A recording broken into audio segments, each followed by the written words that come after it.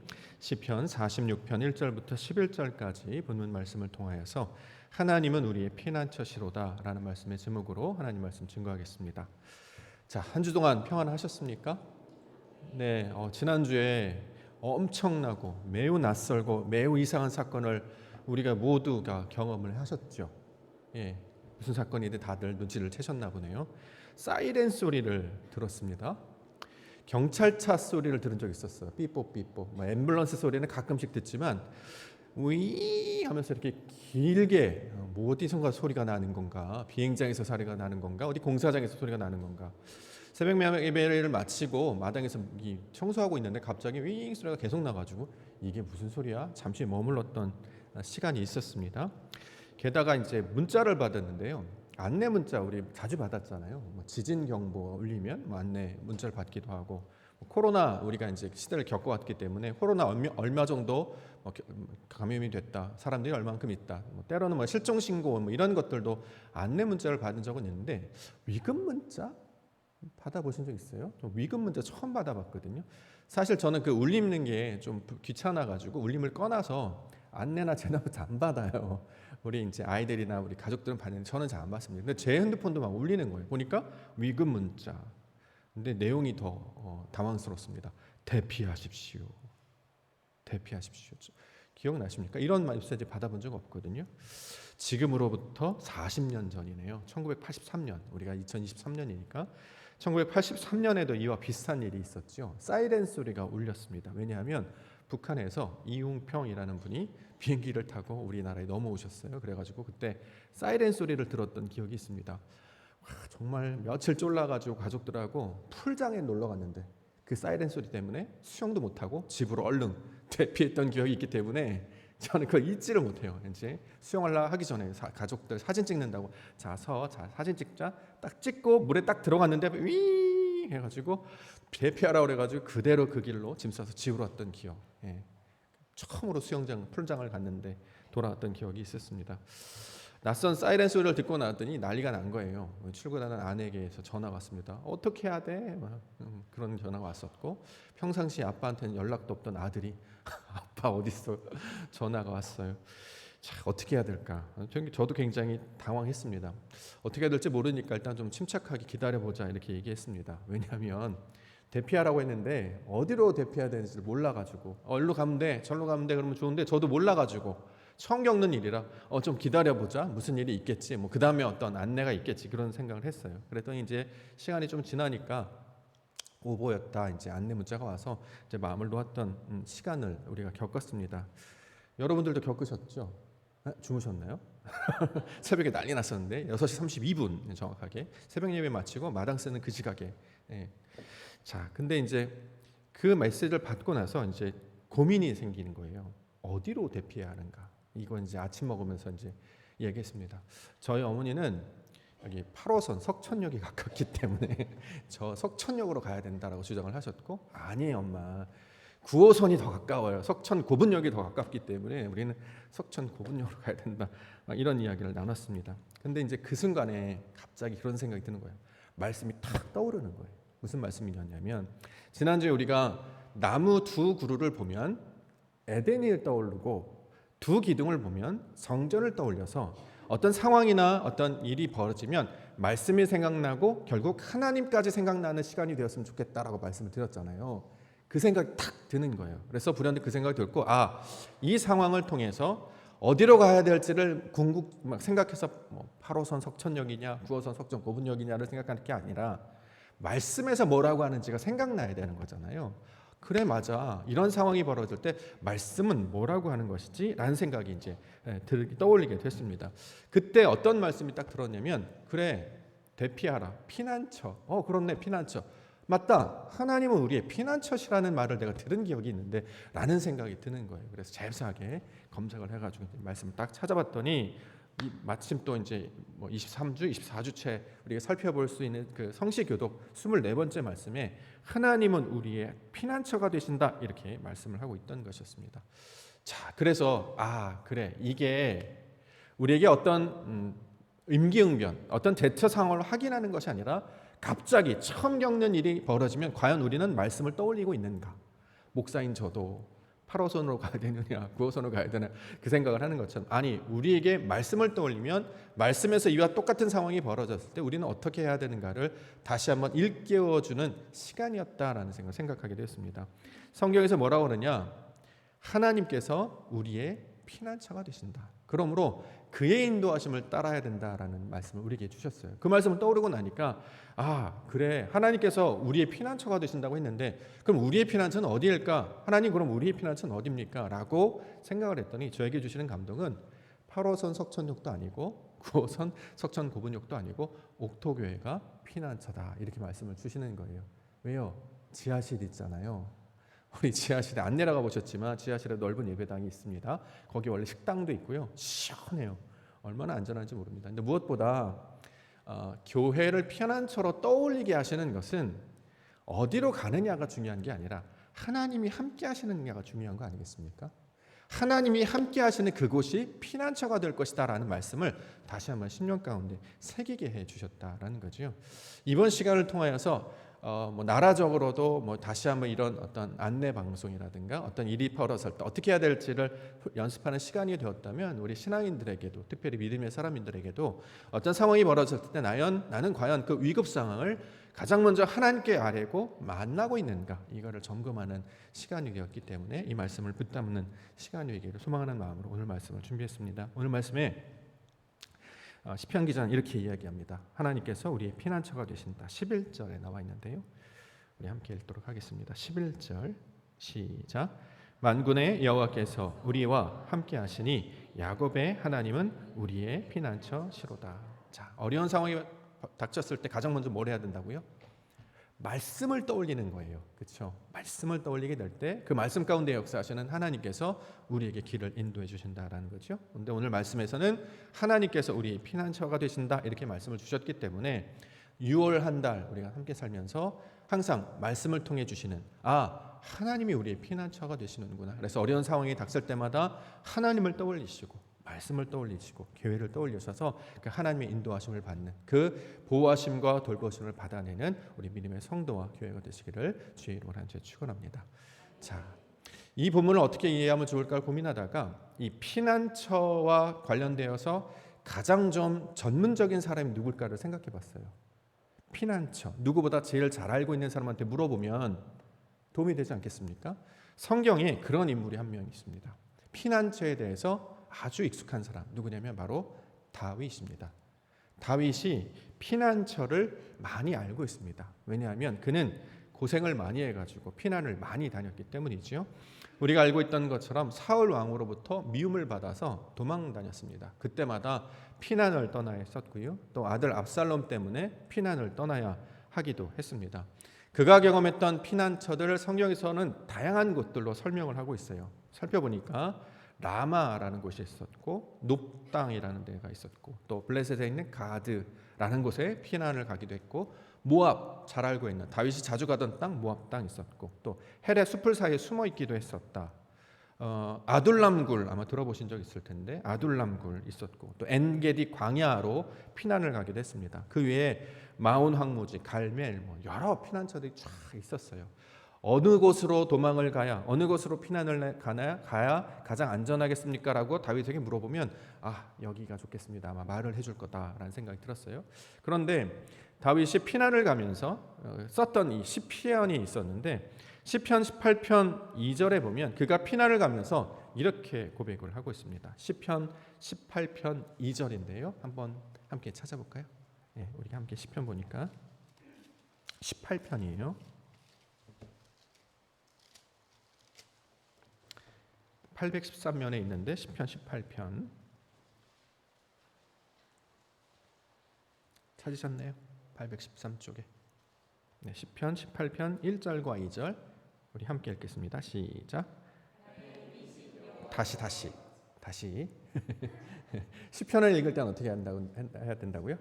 제목을 같이 읽으셔야 돼요. 이게 제가 가르치는 말씀이니까 조금 힘드시더라도 익숙해 주셨으면 좋겠습니다. 다른 거는 제목을 안 읽는데 시편의 파란 제목은 본문 안에 들어와 있기 때문에 이걸 함께 읽는다라고 말씀드렸어요. 자, 1절과 2절 다시 한번 읽겠습니다. 시작. 여호와의 종 다윗의 시 인도자를 따라 부르는 노래. 여호와께서 다윗을 그 모든 원수들의 손에서와 사울의 손에서 건져 주실 날에 다윗이 이 노래의 말로 여호와께 아뢰어 이르되 나의 힘이신 여호와여 내가 주를 사랑하나이다.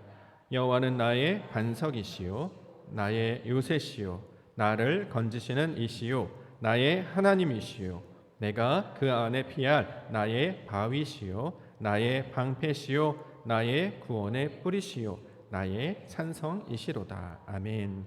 다윗이 그렇게 많이 피난을 다니는데 또 본문에도 피난을 다니는 그 순간에도 나의 피난처가 어디이냐 장소로 말하지 아니하고 하나님이 나의 피난처가 되신다 이렇게 이야기를 하고 있어요. 어떤 장소에 잘 숨어서 그걸 피하는 것이 아니라 어디에 있든지 그것에 누가 함께 계신다고요? 하나님께서 함께 계시기 때문에 이게 피난처 역할을 하는 것이구나라는 것을 그의 삶을 통해서 이제 경험하게 된다는 거죠. 왜냐하면 환난이나 재난이나 재앙은 솔직히 인간의 힘으로는 예측할 수도 없고 닥친다고 해도 막을 수가 없잖아요. 그걸 막을 수 있다면 우리는 재난이다, 환난이다, 재앙이다 부르지 않을 것입니다. 예컨대 운전을 하다가 이제 가끔씩 요즘에 그런 그 프로그램도 있더라고요. 교통사고 나는 프로그램. 이렇게 블랙박스 이렇게 찍어가지고 사고 나는 장면들을 가지고 이야기하는 걸 가끔 이렇게 보게 돼요. 그러면 사고는 예측할 수가 없어요. 갑자기 벌어진단 말이에요. 깜짝 놀라야 게 분명히 운전하시는 분이 위험해. 근데 갑자기 뒤에서 꽝 부딪히기도 하고 그렇죠. 예측할 수가 없어요. 날이 맑다고 했는데 갑자기 비가 최근에 해가 떴는데 비가 억수로 내렸어요. 우박이 떨어져요. 송파구에. 처음 겪는 일이었거든요. 재난이나 재앙이나 환난은 사람의 능력으로 감당할 수 없기 때문에 재난이라고 말하고 또 재앙이라고 말하고 그렇기 때문에 어렵다라고 말한다라는 거죠. 그러므로 우리가 그것을 방비하거나 대비할 수 있으면 좋은데 실제로는 그것을 감당할 수 없다. 그러므로 어떻게 되느냐? 어떤 상황이나 어떤 상황 가운데 있더라도 나를 지키고 보호하는 것은 상황이나 어떤 다른 존재의 힘이 아니라 바로 하나님께서 우리를 지키시는 분이시다라고 이야기하고 있는 것입니다. 오늘 우리가 시편 46편을 살펴봤는데요. 46편에 보면 11절 마지막 절에 만군의 여호와께서 우리와 함께 하시니 야곱의 하나님이 우리의 피난처가 되신다 이렇게 얘기해요. 야곱의 하나님 우리가 이제 기억할 수 있습니다. 야곱이 피신을 하죠. 그렇죠? 에서를 속이고 아버지를 속인 것 때문에 피신을 갑니다. 삼촌집을 가는데 가다가 루스라는 곳에서 잠이 들었어요. 그렇죠? 그런데 거기서 누굴 만납니까? 하나님을 만나요. 그래서 거기를 루스라는 땅이었는데 하나님을 만났다고 해서 하나님의 집 벳엘이라는 이름으로 바꾸어 부르죠. 그냥 도망갈 수도 있었는데 루스라는 건 그냥 장소일 뿐이에요. 그런데 그것이 특별한 의미로 나에게 다가온 것은 거기서 하나님을 만났기 때문에 그는 벳엘 이렇게 이름을 지어서 불렀습니다. 삼촌의 집에서 잘 지내고 있다가 다시 돌아오게 되는 시간들이 있었죠. 식솔들을 이끌고 오랜 시간이 지나서 다시 고향 땅으로 돌아왔습니다. 돌아왔을 때 다시 그 자리를 지나가게 됐어요. 벳엘이라고 불렀던 그 자리. 내가 하나님께서 만약에 나를 지켜주신다면 내가 다시 돌아와서 여기서 하나님의 이름을 부르겠습니다라고 했던 그 장소. 그런데 안전하게 보호해 주실 뿐만 아니라 가정도 이루게 하시고 많은 재산도 이루게 하셔서 그 자리에 다시 돌아오게 하셨다는 거죠. 피신 갈 때는 혈혈단신으로 위험에 처해서 어떻게 될지 모르는 상황이었으나 하나님이 지키시고 보호하시고 인도하심을 통해 하나님의 은혜를 경험하게 되었을 때 이것을 사람이 하는 일이 아니라 하나님이 하시는 일이었군요 라고 하면서 거기를 베델에서 만난 하나님, 그래서 엘 베델 이렇게 고백하는 모습을 보고 있습니다. 지금 야곱의 하나님의 개념을 그렇게 이야기하고 있다는 거죠. 어디에 있든지 어디로 가든지 다윗이 어디로 가든지 항상 이기게 하시는 것처럼 백성들과 함께 하시는 하나님과 함께 있을 때에 그가 우리의 피난처시고 실제로 우리를 지키시고 도우시는 분은 성경에서 여호와 하나님이시다 이렇게 말씀하고 있는 것입니다. 그러므로 우리가 이제 6월달을 지나서 태풍이 몰려온다고 하기도 하고 올해는 더 많이 힘들 것이다 여러 가지 이야기들이 있는데 그런 소식 가운데 마음을 뺏기지 아니하고 이 산으로 도망가야 되는가 저 산으로 도망가야 되는가 그게 아니라 항상 마음을 하나님께 두어서 하나님의 뜻이 어떤 것인지를 바라보며 믿음 가운데 살아가시는 우리 믿음의 성도님들과 교회가 되기를 소망합니다. 그런 의미에서 우리 다시 한번 옆에 분들과 인사하겠습니다. 교회에서 만납시다 인사하셨으면 좋겠습니다. 네, 교회에서 만납시다. 유튜브로 보시는 성도님들 옥토교회로 오십시오. 지하실이 잘 준비가 되어 있습니다. 제가 청소년 때 기억나요. 힘들고 어려웠을 때 갈 데가 없어가지고 그때는 뭐 지금처럼 이렇게 발달하지 않았으니까 제가 성남에 살았거든요. 성남에 밤에 이제 힘들고 어렵고 뭐 수험생 공부도 하고 힘들 때 성남 시내를 이제 밤에 하는 일이 없으니까 막 쏘다닌 적이 있었어요. 마음은 힘들고 뭘 어떻게 해야 될지 모르고 당시에 뭐 핸드폰이 있는 것도 아니고 어디 갈 데가 있는 것도 아니고 그리고 막 성남 시내를 막 돌아다닙니다. 그러다가 이제 최종 종착지가 어디냐면 항상 저는 교회였어요. 저 모교회가 성남에 있는데 그 교회를 이렇게 가면 신기한 게 있는데 밤에 2시쯤 됐을까요? 3시쯤 됐을까요? 그럼 어디선가 소리가 나요.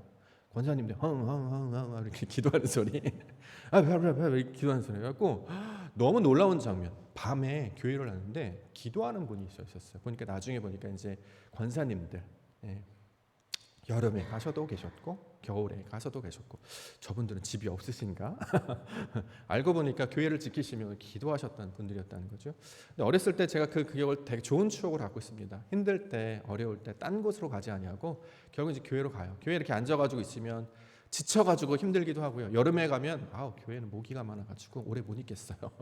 모기도 물리기도 하고 또 겨울엔 춥기도 하고 또 때론 무섭기도 하고 지치기도 하고 그래서 교회를 이렇게 찍고 그래 힘들다 그래 다시 항상 집으로 돌아왔던 기억이 있습니다.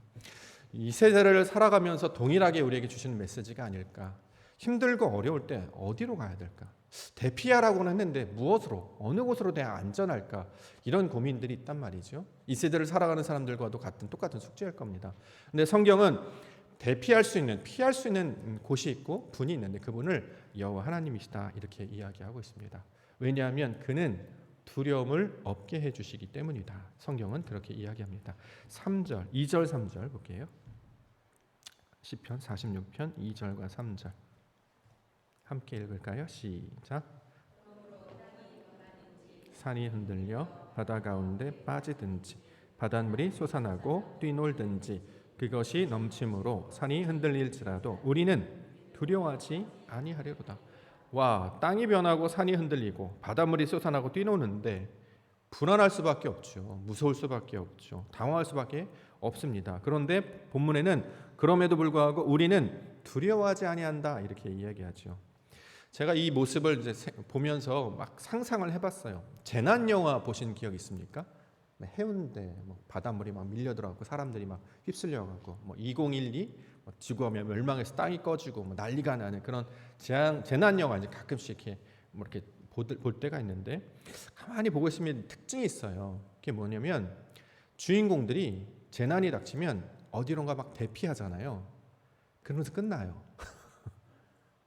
열심히 도망가고 막 피해가다가 그러다 끝나요. 그 다음 어떻게 된지 모르겠어요. 어떻게 살았다라는 것인데 외국 영화, 재난 영화의 특징은 그래서 이제 살아남았다라는 거잖아요. 근데 우리에게 일생에 닥치는 어려움이나 어떤 재난은 한 번에 끝나는 것도 아니고 반복적으로 찾아온다는 거죠. 그럴 때마다 매번 도망갈 것인가? 또 도망가는 것이 과연 할 수 있는 것인가? 우리의 걸음보다 더 빨리 다가오는 저 바닷물, 하늘에서 떨어지는 어떤 것, 땅이 꺼지는 어떤 것, 우리가 대처할 수 없단 말이죠. 그때마다 매번 준비하고 방비한다 그러면 우리는 엄청 큰 스트레스와 갈등 가운데 살아갈 것입니다.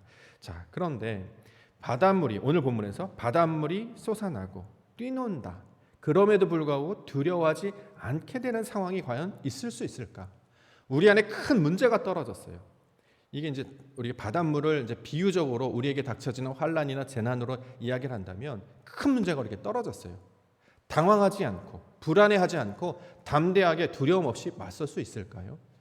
우리 인간들은 그 정도의 능력이 안 되죠. 그래서 늘 두려워하고 불안할 수밖에 없습니다. 그런데 놀랍게도 성경에서는 이러한 똑같은 상황 가운데 하나님께서 어떻게 백성들을 지켜주시는가에 관한 이야기들을 전달하고 있다는 거죠. 그래서 그 어려움이 닥쳤을 때 말씀을 자꾸 떠올리게 하시는 거예요. 그때 우리 하나님께서 어떻게 백성들을 지켜주셨는가, 우리 하나님께서 우리를 어떻게 인도하고 보호해 주셨는가, 이것들을 생각하도록, 생각나게 하도록, 그래서 어려움이 닥치면 그분을 떠올리게 하도록 우리 가운데 말씀으로 가르쳐주고 있다는 거죠. 자, 바닷물이 솟아나고 뛰놀고 하는 일, 성경에서 만난 적 있었죠? 가장 먼저 만난 사건 무엇입니까? 노아의 홍수 우리가 생각해 볼 수 있을 것입니다. 홍수가 났대요. 난리가 난 거 아닙니까? 하늘이 열렸는지 비가 억수로 내리고 비만 내리는 게 아니라 밑에서 물들 막 쏟아 올라내는 거예요. 난리가 난 거죠. 다 죽게 되는 상황이었어요. 그러면 죽게 될 것 같은데 하나님께서 노아라는 사람을 어떻게 보호하셨냐면 방주라는 걸 짓게 하셔서 그것을 통해서 그와 그의 가족들 또 많은 짐승들을 보호하셨다. 성경은 그렇게 증거하고 있는 것입니다.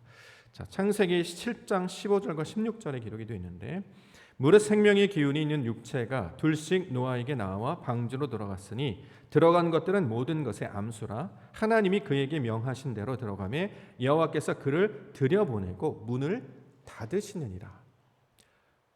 너무 놀랍지 않아요? 방주를 닫았거든요. 비가 막 내려 난리가 났어요. 그런데 들어가 했던 분이 누구라고요? 하나님이 들여보내시고요. 맨 마지막에 있잖아요. 우리가 이제 비 올 때 맨 마지막에 문 닫는 사람이 가장 힘든 거 아닙니까? 그렇죠?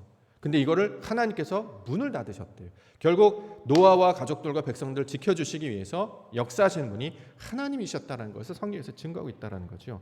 자, 구약에뿐만 아니고요. 신약에도 똑같은 장면이 있습니다. 제자들이 배를 타고 바다를 건너가요. 여기 바다는 이제 갈릴리를 말하는데 갈릴리는 원래 호수인데 엄청 커가지고 바다로 불립니다. 그렇죠? 호수인데 막 지평선이 있고 얼마나 넓은지 직접 가보진 않아서 경험을 하지 못했습니다만 그렇게 넓다고 해요. 바다 같은 데서 폭풍이 일어났었죠. 배가 막 뒤집히려고 했습니다. 그랬더니 어떻게 되느냐? 예수님께서 바다를 말씀하여 잠잠케 하시고 폭풍우를 명령하여 잠잠케 하셨다. 이게 성경의 기록이었다는 거죠. 마태복음 8장 24절. 바다에 큰 놀이 일어나 배가 물결에 덮이게 되었으되 예수께서는 주무시는지라 그 제자들이 나와 깨우며 이르되 주여 구원하소서 우리가 죽겠나이다. 예수께서 이르시되 어찌하여 무서워하느냐 믿음이 작은 자들아 하시고 곧 일어나사 바람과 바다를 꾸짖으시니 아주 잔잔하게 되거늘 그 사람들이 놀랍게 여기 이르되 이가 어떠한 사람이기에 바람과 바다도 순종하는가 하더라. 자, 방주로 백성들을 보호하실 뿐만 아니라 직접 찾아와 함께 하시고 말씀하심으로 제자들을 지키시고 보호해 주셨다. 바로 하나님께서 보내신 아들 예수님께서 그렇게 감당하셨다라는 것입니다. 이처럼 우리에게 다가오는 위기가 있을 때 우리를 내버려 두지 않으시고 보호하시는 분을 성경에서는 우리에게 가르쳐 주고 있습니다. 그분이 누구십니까? 여호와 하나님이신 줄 믿습니다. 방주를 짓게 하세요. 그래서 이게 무엇에 쓰는 물건인지 몰랐어요. 근데 나중에 보니까 그 방주 안에 들어가게 했을 때 그것이 나와 우리 가족들을 구원하게 하시려는 하나님의 의도가 되신다는 거죠. 갑자기 바닷물이 일어나는 것처럼 삶이 완전히 뒤집어졌습니다. 난리가 났어요. 어떻게 해야 되는가 불안해하고 두려워했는데 예수님께서 찾아오셔서 불안해하지 마, 두려워하지 마 라고 하시더니 그 바닷물을 잠잠케 하시고 폭풍을 멈춰주셨다는 거죠. 하나님께서 보내신 그것을 통해서 우리를 안전하게 인도하시는 분이 성경은 여호와 하나님과 그가 보내신 자 예수 그리스도시다 이렇게 이야기하고 있다는 거죠. 그러므로 인생 가운데 이렇게 어려움을 당할 때 우리는 어디로 가야 되는가? 어디에 마음을 둬야 되는가? 바로 백성들을 구원하신 하나님께 마음을 두며 우리를 찾아와 우리를 구원하신 예수님께 우리의 마음을 드려야 할 줄 믿습니다. 그렇기 때문에 우리에게 방주를 말씀하시고 말씀을 통해서 하나님의 역사를 말씀해 주고 있는 것이죠. 5절에 하나님이 그 성 중에 계심에 성이 흔들리지 아니할 것이라 새벽에 하나님이 도우시리로다. 하나님께서 도우신대요. 놀랍지 않습니까? 하나님께서 저와 여러분들을 도우신대요. 이걸 깨닫기를 원하신다는 거죠. 삶을 살다가도 누군가로 도움을 받으면 큰 감동이 옵니다. 제가 교회를 하다가 이거 어떻게 해야 되죠? 물을 때 장로님이 이렇게 하면 됩니다. 큰 도움이 되죠. 그렇죠? 허기 롭고 목이 마를 때 우리 권사님 어떻게 하시죠? 갑자기 콜라 드시겠어요? 어디선가 나타나셔서 우리 지난주 행사 콜라 남았는데 사이다와 콜라 둘 중에 콜라 좋아하시니 콜라 드세요. 출출한 데를 파전 막 이렇게 지어서 갖고 오시고 너무 놀랍다 이런 생각을 합니다. 방주와 같이 우리를 보내셔서 우리에게 하나님의 은혜와 영광이 무엇인지를 아는 장소 불러주셨다는 거죠. 자, 그렇게 우리와 항상 함께 하시는 하나님의 그 도우심을 깨달아 알기를 원하셨습니다.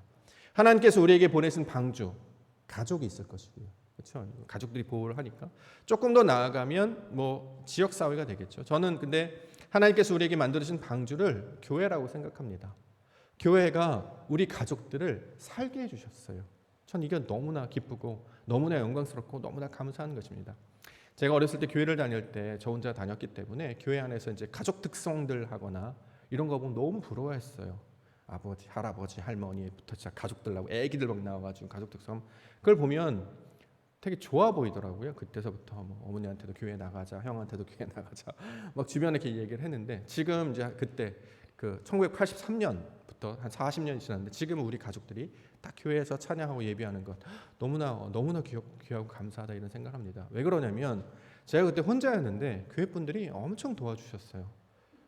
성가대 하자, 교사하자, 필요할 때마다 여러 가지 가르쳐 주시고 그리고 교회 밤에 이렇게 찾아가면 한 번도 물려주신 적도 없었고 또 저희가 뭐 아이를 낳았을 때도 그렇고 또 우리가 교회에서 결혼식 했었거든요. 교회 있을 때도 그렇고 가장 많은 도움을 주신 분들이 누군가 이렇게 돌아보면 결국 친척들보다도 오히려 교회 분들이 더 많은 도움을 주시지 않았나. 그래서 가족들처럼 만나게 해주셨던 것이 이 교회다라고 생각해서 저는 방주를 교회라고 생각을 합니다.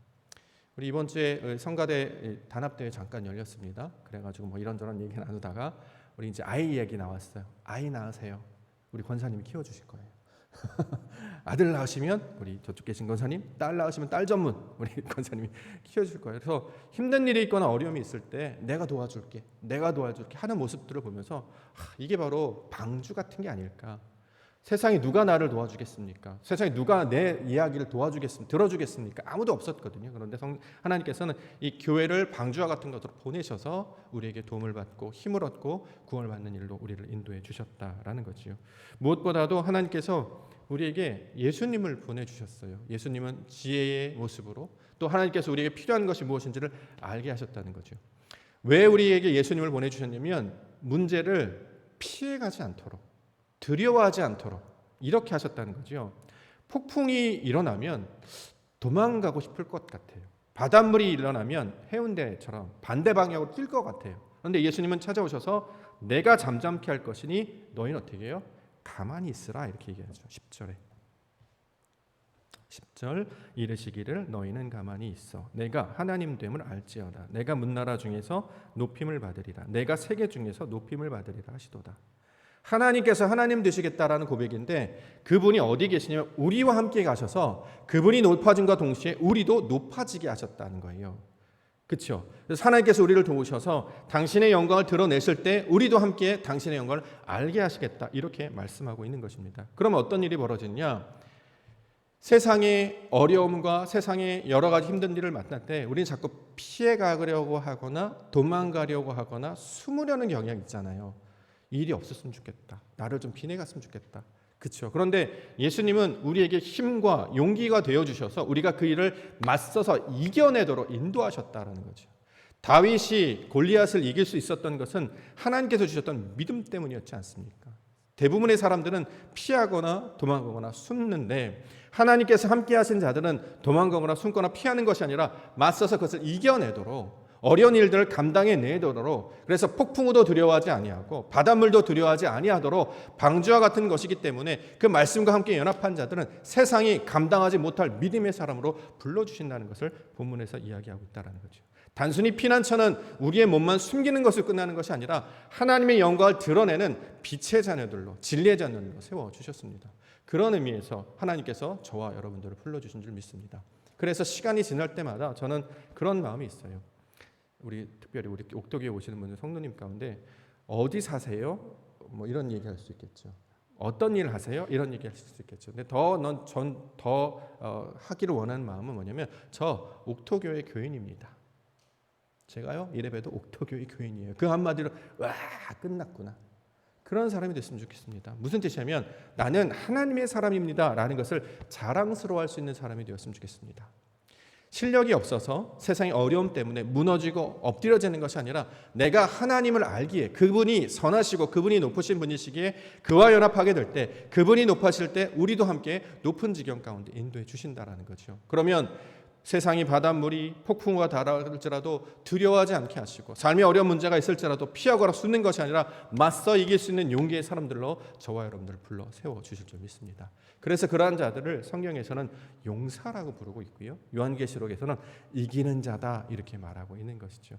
삶에 가끔씩 낯선 일 때문에 당황하거나 어려운 일이 생길 수 있습니다. 그러나 그때마다 말씀을 생각해냅시다. 그때마다 하나님을 생각해냅시다. 그러면 하나님께서 우리에게 찾아오셔서 지혜와 용기가 되어주시고 그 일들을 이길 수 있는 능력을 허락해 주셔서 어려운 일들을 감당해낼 수 있도록 하나님께서 인도해 주실 줄 믿습니다. 이렇게 하나님과 연합하심으로, 피난처 되시는 하나님과 연합하심으로 어떤 어려움에도 어떤 힘듦에도 무너지지 아니하고 아버지 넘어지지 아니하고 미혹당하지 아니하고 담대한 믿음으로 승리하며 살아가시는 우리 믿음의 성도들과 교회가 되시기를 주의 이름으로 간절히 축원합니다.